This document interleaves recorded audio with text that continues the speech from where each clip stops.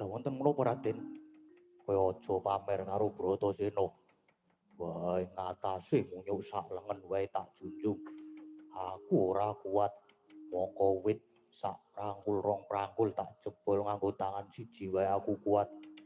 Wah, kowe aja pasang walat ya Raden. Kula menika namung munyuk alasan kok pasang walat. Wah, aja pamer. Apa rumangsane munyuk sing digdaya kuwi mung kowe dhewe. Wah, aku ya duwe sedulur wujude kethek putih. Jenenge Anoman. Wah, kowe tak kandhake dulurku Anoman mesti kowe bakal kewirangan. Anoman mesti luwih ampuh lah adalah adikku di Yai Bratasena.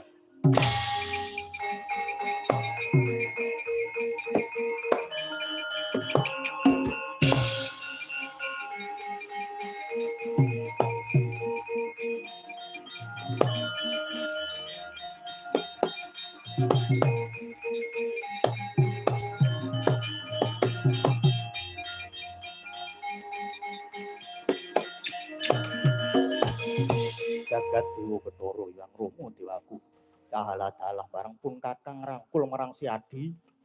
Aku kok mbok kipacau to. Kok mbok sampluk iki. Wah, salahe kowe ngaku-ngaku. Aku iki jare adimu. Lho, lah pancen sliramu kuwi adikku mergo sliramu mau nyebut yen to duwe dulur lanang wujude kethek putih jenenge Anoman. Yo, jenenge Anoman. Kowe yo kethek putih ning jenengmu Senggana. Lho piye to? Senggana ki yo Anoman, Anoman yo Senggana. Kuwi jenengku kabeh. Merga jenengku ki akeh Anoman Senggana Rama Dayapati Maruti Anjani Putra. Kowe adikku ya Di, kowe sedulurku nunggal Bayu. Adikku Bratasena. Wah, aku durung percaya. Pancene kowe munyuk putih. Nanging yen Anoman ki wujude gagah gedhe kaya aku iki. Ora kaya kowe.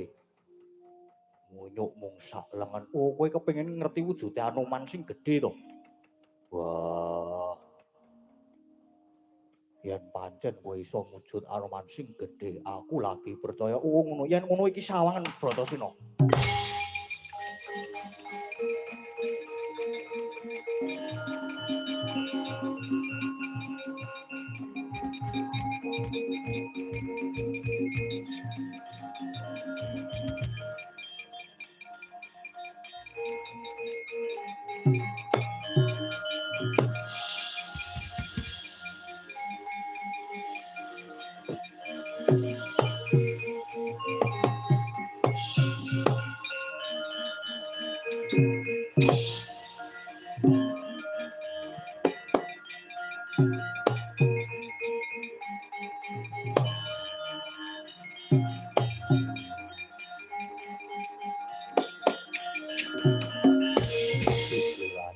Lah Bratasena sawangen.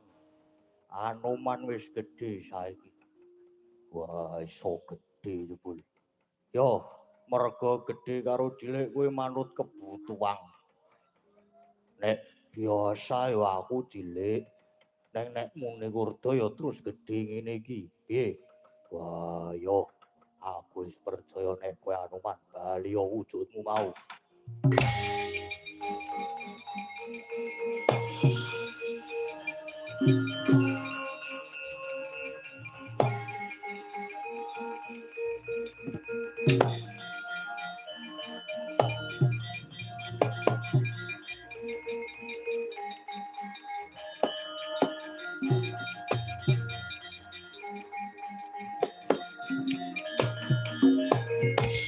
Iya, iya.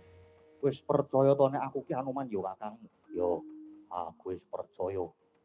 Saiki gage kowe lunga. Lho, kok lunga piye agewe ketemu kok kon lunga?